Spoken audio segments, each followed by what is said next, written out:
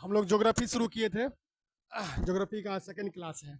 कल कल पढ़ाया था और आज पढ़ाऊंगा। देखो, शुरुआत करते हैं। सवाल देखो, पहला सवाल, भारत और चीन के बीच जो रेखा है उसे क्या कहते हैं? नहीं नहीं, मैकमोहन। मैकमोहन रेड क्लिफ को तुम जो बोले भारत और पाकिस्तान के बीच में, समझे? तो बेसिक बात है। क्या बोले? भारत और चीन के बीच में क्या हुआ? मैकमोहन। भारत और किसके बीच में? पाकिस्तान के बीच में। हाँ, 38वीं समांतर रेखा किसके बीच है? नहीं नहीं, दक्षिण दक्षिण अफ्रीका नहीं, दक्षिण कोरिया, उत्तरी कोरिया।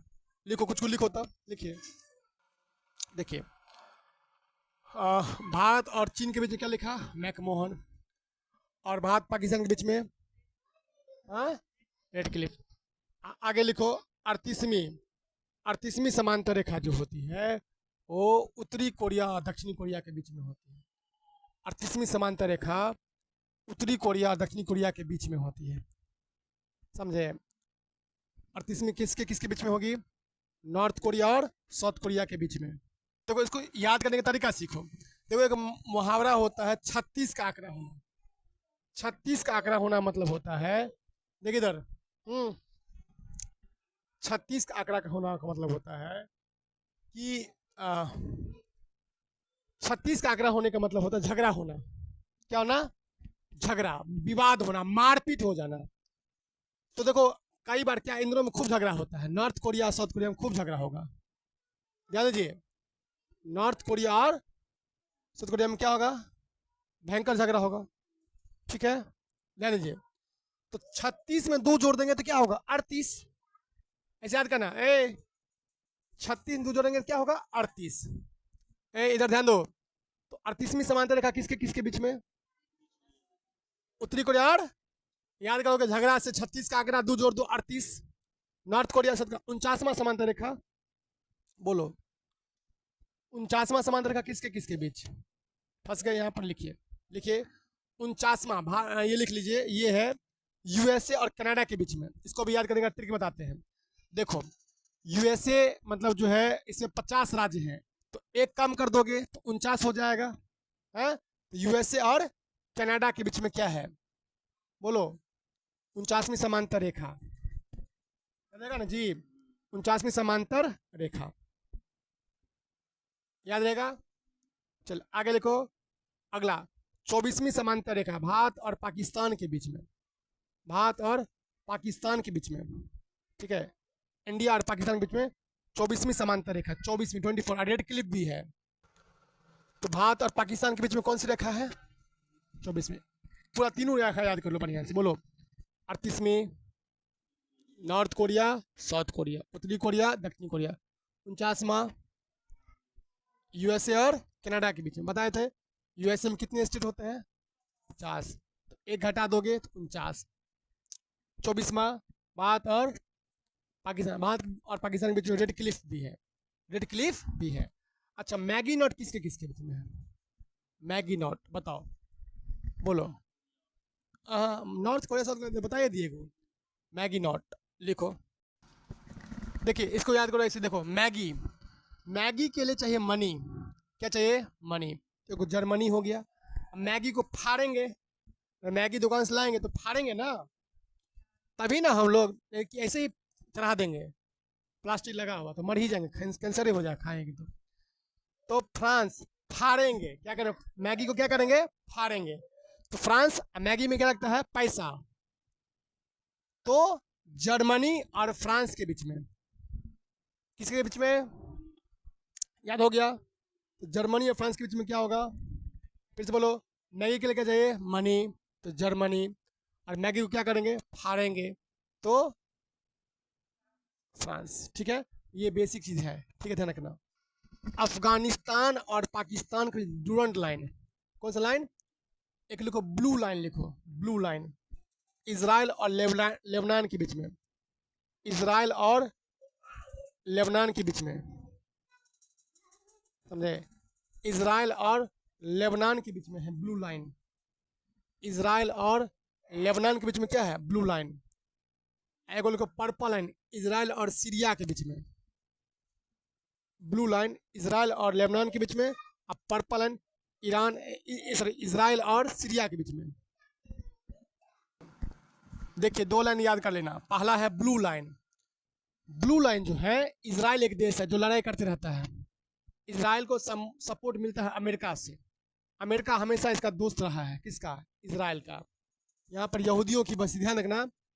तो ब्लू लाइन, अभी तुमको ब्लू लाइन दिखाएंगे भी फोटो, इजराइल और लेबनान के बीच में। अब पर्पल लाइन तो इजराइल और सीरिया के बीच में, इजराइल और सीरिया के बीच में। समझ आया? आगे लिखो हिंडनबर्ग लाइन रेखा, हिंडनबर्ग रेखा जर्मनी और पोलैंड के बीच में। हिंडरबर्ग रेखा जर्मनी और पोलैंड, हिंडरबर्ग रेखा लिखो ना। देखिए हिंडनबर्ग, कौन बर्ग? देखो कैसे याद करोगे। देखो कई बार पैसा आता है ना तो उसको छिपाना पड़ता है, हाइड। हालांकि हाइड अलग है, हिंडन अलग है। ट्रिक बता रहे हैं। पैसा क्या करना पड़ता है? हाइड, छिपाना पड़ता है। तो जर्मनी और पोलैंड और अच्छा लैंड भी हो जाए, लैंड मतलब जमीन, उसको भी क्या करेगा? छिपाना। तो जर्मनी, देखो कई बार, इधर ध्यान दो, ट्रिक बता रहे हैं, ध्यान दीजिए, ट्रिक याद आएगा परीक्षा में। हिंडनबर्ग जो है वो जर्मनी और पोलैंड के बीच में। कैसे याद करोगे? जर्मनी तो मनी को छिपाना है, मनी को दिखाना नहीं है, ठीक है। और पोलैंड, पोलैंड में क्या है? लैंड। जमीन खरीदने जाओ तो किसी को दिखा के मत जाओ जमीन खरीदने, तुमसे पहले खरीद लेगा वो। कई बार जमीन खरीद ले जाबी ना, अकेला जाए गुप्त रूप से, जखने तू बतेबी करो जमीन बिक जेतो, तू कभी 8 लाख देवे 10 लाख देवो हमला। समझे? कोई दिक्कत है? कोई दिक्कत है? चलो तो देखिए देखिए एक बार याद करो, पूरा पूरा रिवाइज कर लो, पूरा बढ़िया से याद। देखो पहले तीनों समांतर रेखा याद कर लो। पहला बताया था, और 30वीं समांतर रेखा किसके किसके बीच में? नॉर्थ और साउथ कोरिया के बीच में। दोनों का 36 का आंकड़ा याद हो गया। 49वां तो यूएसए और किसके किसके बीच में? कनाडा के बीच में, ये हो गया। और 24वां क्या हो गया? इंडिया और पाकिस्तान के बीच में, ये हो गया। और इंडिया और पाकिस्तान के बीच में गए। और रेड क्लिफ लाइन, कौन लाइन? ठीक है। फिर भारत और पाकिस्तान के, भारत हो गया पाकिस्तान, और अफगानिस्तान पाकिस्तान के बीच डुरंड लाइन, कौन line? Durand Rekha. Maggi not, मैंने मैगी को फारो फ्रांस, मैगी के लिए चाहिए पैसा, ठीक है। फिर मैंने बोला एगो है फिर मैंने बोला था एगो हिंडनबर्ग, पैसा क्या करोगे? हाइड करोगे। किसके बीच में रेखा है? जर्मनी और पोलैंड के बीच में, ठीक है, याद हो गया। फिर मैंने बोला ब्लू लाइन, इजराइल और लेबनान के बीच में, इजराइल और लेबनान के बीच में कौन है? Blue line. और पर्पल लाइन इजराइल और सीरिया के बीच में, ठीक है, इजराइल और सीरिया के बीच में, ठीक है। कोई दिक्कत? किस शहर को हम लोग सिल्क सिटी कहते हैं? किस शहर को सिल्क सिटी कहते हैं? बताओ जी। भागलपुर को, यस, भागलपुर को हम लोग सिल्क सिटी कहते हैं। यहाँ पर रेशमी वस्त्र उद्योग होता है, समझे? रेशम का कपड़ा यहाँ पर खूब होता है, रेशम कपड़ा खूब होता है भागलपुर में। आप भागलपुर किस नदी किनारे पता है? गंगा नदी किनारे है, समझे? किस नदी किनारे है? गंगा। गंगा जो है बिहार में 12 गो राज्य से बहती है, 12 गो जिला से। कितना जिला से? तो उसमें से एक भागलपुर भी है, ठीक है। ये ध्यान रखना। गंगा की लंबाई बताओ। हाँ, 2525 किलोमीटर। गंगा भारत की सबसे लंबी नदी है। गंगा जो है भारत की सबसे कौन लंबी है? सबसे लंबी नदी है, लॉन्गेस्ट। चलिए अगला सवाल। अच्छा बताइए, दक्षिण भारत गंगा किसे कहते हैं? बोलिए। नहीं नहीं, कोसी नहीं, कोसी तो इसका है, बिहार का शोक कोसी है। दक्षिण भारत का गंगा किसे कहते हैं? लिखो। हाँ, लिखो लिखो, लिखिए। दक्षिण भारत की गंगा कहते हैं गंगा को, कावेरी को, कावेरी। दक्षिण भारत की गंगा कहते हैं कावेरी नदी को। जो कावेरी नदी होती है तो दक्षिण भारत गंगा कहते हैं। ठीक है, ठीक है। तो कंफ्यूज मत होना, बच्चा खूब कंफ्यूज होता है, बार बार मैं कह रहा हूँ, सुनो कंफ्यूज मत होना, एग्जाम में बीपीएससी में पूछा सवाल है। दक्षिण भारत, देखो इंडिया है ना, देखो इंडिया है, सुनो इंडिया है, इंडिया में दिया आकार के नीचे से है, तो दक्षिण भारत की गंगा कहते हैं किसको? दक्षिण, फिर अभी कंफ्यूज हो गए, गोदावरी कावेरी कर रहा है उल्टा पुल्टा। अभी हम देखो हम कह रहे हैं, सुनो पूरी बात, अब सुनो। दक्षिण भारत की गंगा कहते हैं कावेरी को, क्या कहते हैं? कावेरी। समझ में आया? दक्षिण, साउथ इंडिया है ना रे, साउथ इंडिया मूवी नहीं देखता है, तमिलनाडु कर्नाटका नहीं देखते हो, फला फला मूवी सब होता है, केरला, इसे कौन भारत में है? दक्षिण भारत की गंगा किसे कहते हैं? अगर क्वेश्चन पूछे दक्षिण भारत गंगा तो कावेरी मारना, अगर पूछेगा दक्षिण गंगा, दक्षिण या वृद्ध गंगा, बुढ़िया गंगा, बूढ़ी गंगा, तो बोलते हैं गोदावरी। समझाया क्या क्या मारेंगे कब? दक्षिण भारत की गंगा कावेरी। और अगर पूछेगा दक्षिण गंगा या वृद्ध गंगा तो क्या बोलेंगे?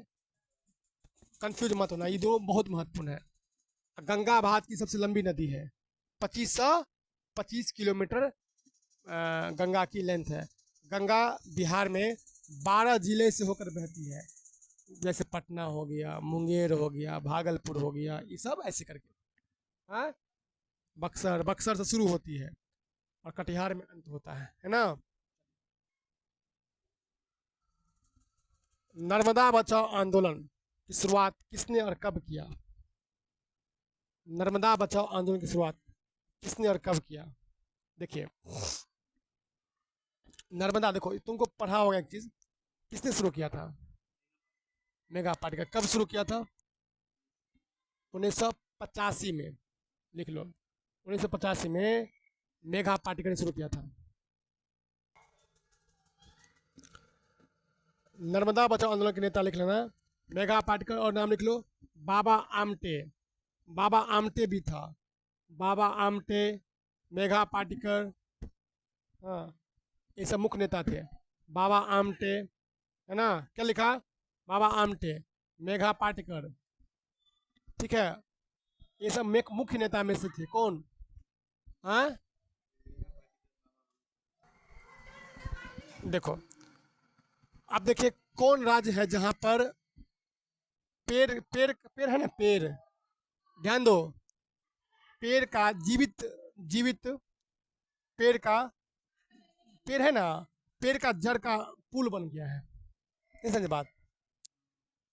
लिविंग टी ब्रिज मतलब समझो, ट्री ब्रिज मतलब पेड़ का जड़ होता है ना, पेड़ पेड़ ऐसे हो गया है, वही पुलिया बना दिया है।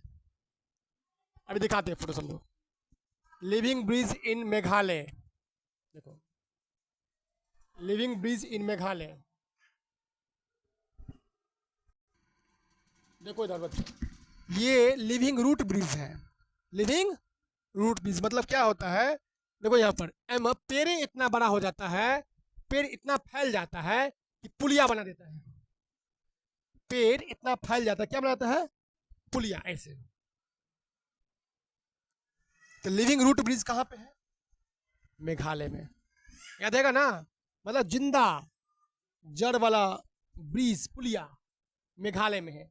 एग्जाम में खूब पूछता है, लिखो तो, living root bridge, living root bridge, जिंदा जड़ वाला पुल, जिंदा जड़ वाला पुल, ये जो होता है कहाँ पे होता है? खास करके मेघालय वाला एरिया में, ठीक है, मेघालय वाला एरिया में। दो किस हिसाब से पेड़ है, देखो ऐसे, ये लिविंग रूट ब्रिज है, ठीक है। मतलब सोचे वाला बात है, आखिर कैसे ये हो जाता, बता तो, सोचो तो, इतना सारा चीज को ये कर लिया है मेघालय, समझे? लिविंग रूट ब्रिज कहाँ पे हुआ? मेघालय। इधर ध्यान दो, लिविंग रूट ब्रिज याद रहेगा ना। मेघालय बहुत फेमस है। बताए तो मेघालय में कल 2 जगह वर्षा होता है, कहाँ कहाँ? मौसिनराम और चेरापूंजी।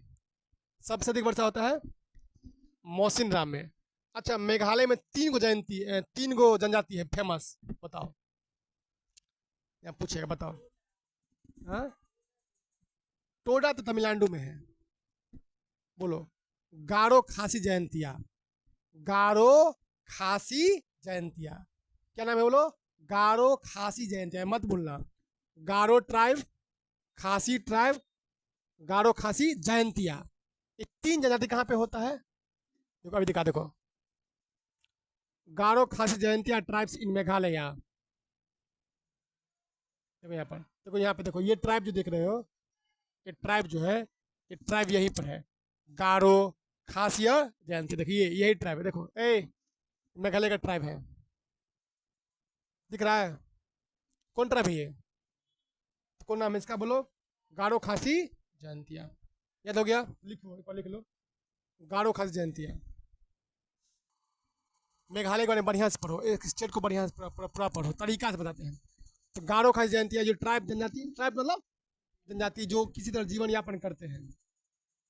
यहाँ पर ना ड्रिप इरिगेशन, जानते हो ड्रिप इरिगेशन क्या होता है? ड्रिप इरिगेशन नहीं जानते हो? देखो, मतलब ड्रिप इरिगेशन मतलब होता है, जैसे बांस है, तो बांस के बीच में पानी चुपके रहेगा, टप टप टप, एक बार पूरा पानी नहीं। हम लोग का यहाँ क्या होता है, बोर्डिंग में चला दियो एकदम पूरा हो गया, 2 घंटा चलाओ, 2 घंटा में पूरा पानी खत्म, सोख लेगा। वहाँ पर ऐसे नहीं होता। वहाँ पर क्या होता है, बांस के थ्रू, बांस में पानी भरा रहेगा, और एक, मतलब जैसे समझो कि 1 बाल्टी पानी पूरा भर दिन ठोपे ठोपे ठोपे ठोपे, बूंद बूंद गिरेगा, समझे? इससे पानी, इसमें क्या फायदा होता है? पानी जैसे मान लो कि ऐसे समझो, तुम 1 बाल्टी पानी से नहाया, बाल्टी पानी गिरा, गिर गया, और तुमको हल्का हल्का गिरती रहेगा भर दिन वही पानी, तो पूरा भर दिन तुम्हारा पानी वही, अच्छा वही पानी को तुम बाल्टी में, गिलास में लेकर बहाओ, एक एक पानी, कितना पानी जाएगा? बहुत ही पानी जाएगा। हाँ, तो ड्रिप इरिगेशन कहाँ पे होता है? देखो जैसे, देखो देख लो फोटो, देख लो फोटो से याद रखना। देखो हमारा दिमाग फोटो समझता है। ड्रिप इरिगेशन, ड्रिप इरिगेशन देखिए ये कहाँ पे होता है बुआ? बोलो ना जी। मेघालय में। देखिए यहाँ पर, देखो ये, देखिए ये देखो, ऐसे फुवारा की तरह निकलेगा। देखो ये ऐसे, देखो ऐसे, देखो ऐसे,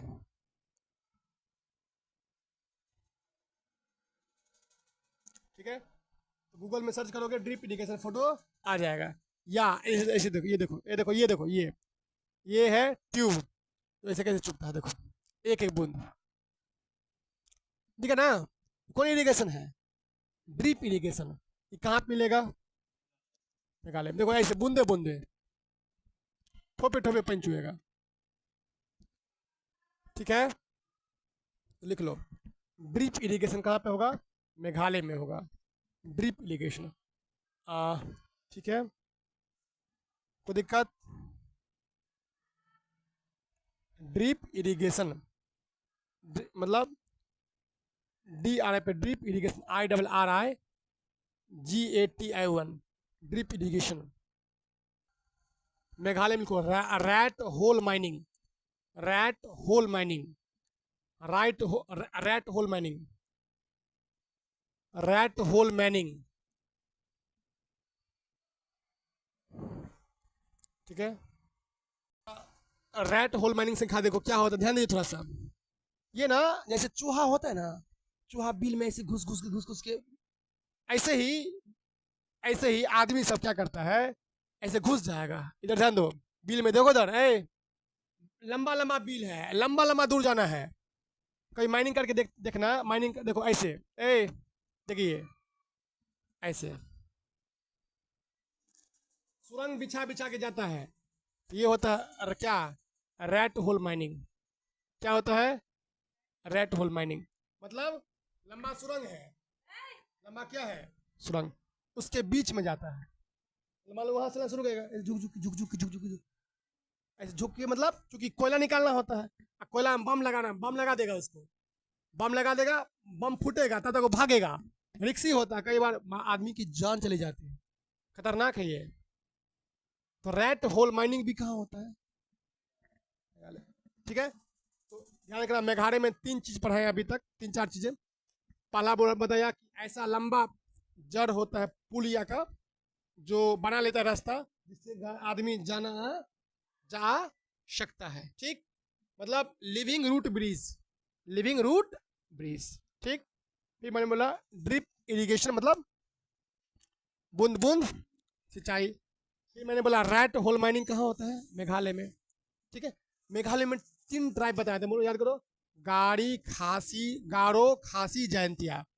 गारो खासी जयंतिया कहाँ पे होगा, याद हो गया। देखो कितना छोटा बच्चा देखो काम कर रहा है इसमें, देखो ये रैट होल माइनिंग में कितना छोटा बच्चा काम कर रहा है, देख रहे हो ना। तो चूहा बनकर माइनिंग होता है, बोलते हैं रैट होल माइनिंग। क्या बोलेंगे, रैट, रैट, रैट मतलब चूहा, चूहा की तरह माइनिंग होता है, rat, rat hole mining. Are it right hole, WHO hole mining मतलब खनन, ठीक। ये सब हो गया, कोई दिक्कत। आगे मैंग्रोव के बारे में, तो मैंग्रोव क्या होता है, कहाँ पे फैलता है, किस पानी में। मैंग्रोव जानते हो क्या होता है, मैंग्रोव नहीं जानते हो। मैंग्रोव बीमारी कहाँ है, मैंग्रोव एक जंगल है, सुंदर में मिलता है, देखिए होगा, हरा कलर का, नीचे से पानी में, दलदल वाला पानी में है, खारा पानी में होता है, ये ध्यान सुन। हाँ, नहीं नहीं, कदली नहीं, मैंग्रोव फॉरेस्ट। आपने मैंग्रोव नहीं जानते हो, ज्योग्राफी मैंग्रोव बहुत फेमस, देखिए इधर मैंग्रोव फॉरेस्ट, देखो ये है मैंग्रोव, ये देखो ये मैंग्रोव में इजर होता है, ऐसे देखो, ऐसे। ये कौन फॉरेस्ट है, ये देखो इधर, ये कौन फॉरेस्ट है जी, मैंग्रोव फॉरेस्ट, देखो ये मैंग्रोव फॉरेस्ट है। ये इसका खासियत क्या होता है, ये खारा पानी में, साफ पानी में नहीं जन्मेगा, नमकीन पानी में जन्मेगा, वो पानी जिसमें नमक होगा, साल्टी वाटर। कौन सा वाटर, साल्टी वाटर को बोलेगा साल्ट वाला वाटर, वो होता है मैंग्रोव फॉरेस्ट, याद रहेगा जी। ये सुंदरवन वाला इलाका है, पश्चिम बंगाल में, क्या है, सुंदरवन। अच्छा एक मूवी बोलते हैं, देखना आज मजा आ जाएगा तुम लोग को, वैसे मूवी नहीं बोलते देखने के लिए। एक मूवी है जो तुम लोग को देखना चाहिए, इसकी इसी इसी पर के ऊपर है, the roar, the roar, ROAR, tiger वाला, द रोर। इसमें रियल में दिखा गया, हम 10 साल पहले देखे थे मूवी, बहुत गजब का मूवी है, इतना मजा आएगा तुम देखोगे, यूट्यूब पे अगर फ्री होगा तो। इसमें शेर के साथ आदमी लड़ाई करता है, सबको मार देता है शेर, एक आदमी बचता है। शेर और आदमी की जो लड़ाई जो होती है, उसी कहानी को बताया गया है, समझे। तो ये पूछेगा मैंग्रोव, मैंग्रोव वन कहाँ मिलेगा, कौन पानी में, खारे पानी में, साल्टी वाटर लिख लो, मैंग्रोव लिखिए, मैंग्रोव वन कहाँ मिलेगा, लिख लो, खारे पानी में, खारे पानी में उगने वाले वृक्ष, खारे पानी में मिलेगा मैंग्रोव फॉरेस्ट। ये मुख्य रूप से जो है आपको ध्यान रखना है। सुंदरवन लिख लो, सुंदरवन मिलेगा आपको, सुंदरवन में, जैसे कहाँ पर, जैसे कहाँ, पश्चिम बंगाल में। सुंदरवन कहाँ पे है, पश्चिम बंगाल, वेस्ट बंगाल में, WB, ठीक है। कोई दिक्कत, समझ आ गया क्या। मैंग्रोव फॉरेस्ट कहाँ मिलेगा, खारे पानी में, याद रखना।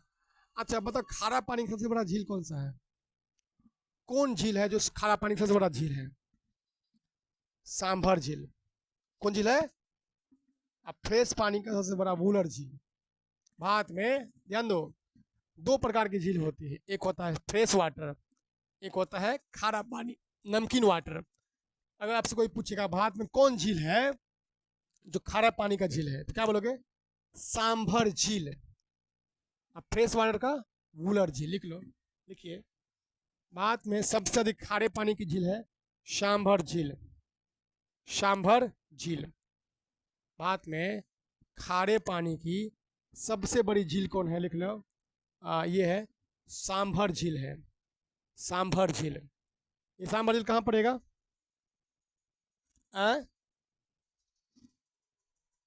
ये पड़ेगा, देखो, राजस्थान के जयपुर में। राजस्थान के जयपुर में, है ना? ठीक है, देखो, सांभर झील। कौन झील? अच्छा अच्छा, कौन सा यहाँ पर देखो, दो आंसर आएगा। देखो पूरी बात समझो। खारा पानी तो हो गया, तो खारा पानी कैसे? नमक के हिसाब से। किस हिसाब से? सबसे नमक कहाँ है? सांभर झील में। अगर वैसे पूछे कि खारे पानी की सबसे बड़ी झील, तो चिल्का झील उड़ीसा में, ध्यान रखना। वो क्षेत्रफल के हिसाब से है। किसके हिसाब से? मतलब देखो, वो लंबा है, बड़ा है, लेकिन उसमें बेसी नमक, नमक कम है। नमक तो उसमें भी है, खारा पानी हुआ तो नमक हुआ, लेकिन इसमें किसके हिसाब से? खा हाँ हाँ, सांभर झील से कम नमक होता है किस में? चिल्का झील में। लेकिन वो क्षेत्रफल में क्या है? बड़ा। यहाँ पर सांभर झील के ना, वहां लिख लो, ये नमक के हिसाब से है। किसके हिसाब से? नमक के हिसाब से। ठीक है, ये लिख लो। भारत की सबसे बड़ी झील क्षेत्रफल के हिसाब से। भारत की सबसे बड़ी झील, भारत की सबसे बड़ी खारे पानी की झील। भारत की सबसे बड़ी खारे पानी की झील, तो क्या बोलोगे? चिल्का झील।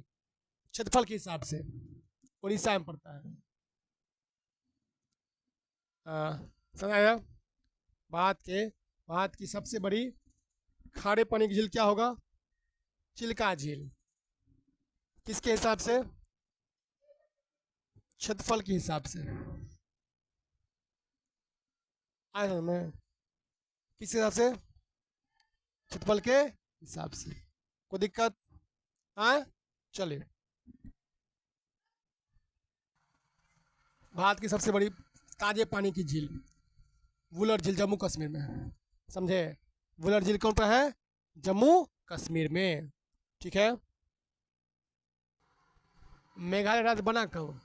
बोलो, मेघालय कब बना? मेघालय किस राज्य से मिलकर बना, हट के बना? बोलो। मेघालय अभी पढ़े ना, मेघालय? नहीं नहीं, मिजोरम से नहीं, असम से। असम से बहुत सारे राज्य मिलके अलग हुए हैं, मतलब कट के अलग हुए हैं। लिख लो, लिखिए, लिख लो। 1972 में मेघालय असम से कट के बना। मेघालय जो है 1972 में असम से कट के बना है। लिखे। अच्छा, क्वेश्चन पूछेगा, भारत में पाया जाने वाला एकमात्र लंगूर। लंगूर जानते हो ना? लंगूर बंदर का बड़ा बाप होता है, कलर कलर का, तो जो कि मेघालय के जंगल में मिलता है। एकमात्र लंगूर जो कि मेघालय में मिलेगा। लिख लो, एग्जाम पूछेगा, लिखो। एकमात्र लंगूर जो कि मेघालय के में आपको मिलेगा, उसका नाम है, उसका नाम याद कर लेना, हुलुक हुलाक गिब्बन। Hoolock gibbon. ठीक है, hoolock hoolock gibbon. Hoolock gibbon. Gibbon gibbon. Hoolock gibbon. Hoolock gibbon. कौन गिब्बन? Hoolock gibbon. ठीक है, बात समझिए। अभी पता है गारो खासी जयंतिया, इस जयंती, इसके बारे में पता है एक चीज़, बहुत बढ़िया बात बताते हैं। हमारे यहाँ पर एक ऐसा सिस्टम है, जैसे जैसे मेरा शादी हुआ तो मेरी वाइफ यहाँ आई आई वहाँ पर उल्टा कल्चर होता है। वहाँ पर लड़का ही जाता है, लड़की घर में रहती है। ये तीन, ई जयंती, गारो खास जयंतिया में एगो परंपरा है कि बेटा वाला जाए छे। बेटा वाला जाता कहाँ पर? लड़की के पास में बेटा जाता है, और वो बेटा रहता है जैसे बेटी यहाँ पे रहती है। सेम उल्टा है, मातृसत्तात्मक है। क्या है? ये मातृसत्तात्मक वहां पर, मतलब वहाँ जैसे हमारे यहाँ क्या है, पितृसत्तात्मक है। कि मतलब पितृसत्तात्मक मतलब कि बाप जो चाहेगा वो होगा, बाप का ही फैसला होगा, ये होगा, माँ की कोई रोल नहीं। तो वहां पर उल्टा है, यहाँ पे क्या होता है ध्यान रखना। मेघालय में नियम है कि जहां वंश माँ के नाम से चलता है और सबसे छोटी बेटी संपत्ति का उत्तराधिकारी होती है। सबसे छोटी बेटी क्या होती है? संपत्ति का मालिक। छोटी बेटी मान लो कि कोई परिवार है, छोटी बेटी हो तो वो मालिक हो गया, बड़की नहीं। लिखा है सबसे छोटी बेटी माँ के नाम से। एक बार क्वेश्चन लिख लो तो, देखिए नोट में लिख ले। मेघालय की लिखो, लिखिए मेघालय की प्रमुख जनजाति जैसे कि खासी, खासी, गारो जयंतिया या गारो खासी जयंतिया जो भी लिखो।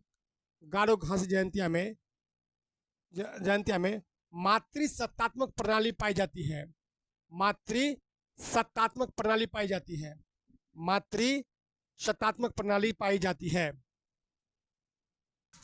मातृ सत्तात्मक प्रणाली पाई जाती है। लिखो लिखो इसमें वंश माँ के नाम पे चलता है। इसमें वंश माँ के नाम से चलता है। इसमें वंश जो होती है माँ के नाम से चलती है। और सबसे छोटी बेटी संपत्ति की उत्तराधिकारी होती है। और सबसे छोटी बेटी जो होती है वो संपत्ति क्या होती है? उत्तराधिकारी होती है।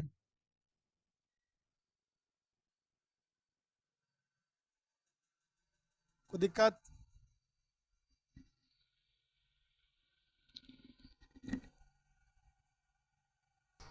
मेघालय में